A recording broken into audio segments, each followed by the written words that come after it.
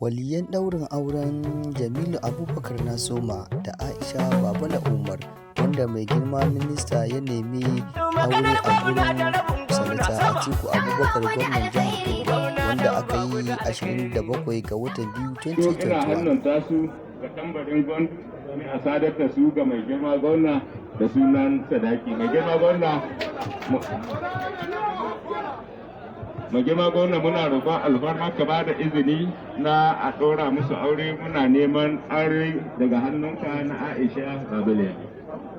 To, mai gida iya amince, ya yi faransa sa. Bismillahirrahmanirrahim.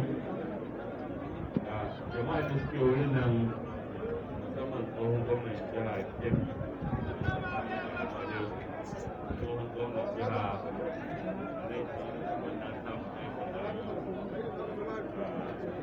mataimakin gwamna waye da wasu jabai da mala daga Allah attorney general na kasa kuma ministan justice da malami a speaker da yan majalisar jiha da suke nan gaba daya chief of staff da shi sakataren gwamnati wanda shi ne muka wasu suka taru nan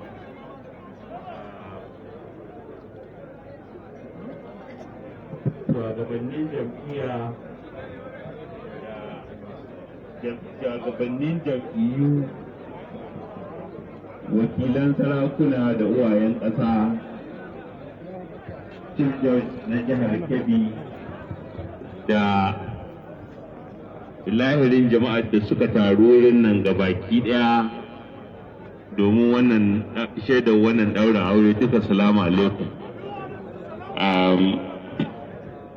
A madadin iyalan gidan marigayi Alhaji Umaru kuma wannan walici da aka ɗaura mun na Aisha Babale Umar domin in bashe ta a haɗa ta aure bisa sunnan manzo sallallahu alaihi wasallama a tambaya wadda Alhaji Abubakar cika malami ya yi a madadin Jamilu Abubakar. Ni Abubakar Atiku bagudu gwamnan jihar Kebbi na ba da Aisha Babale Umar domin a haɗa su aure da Jamilu Abubakar bisa sunnan manzo sallallahu alaihi wasallama.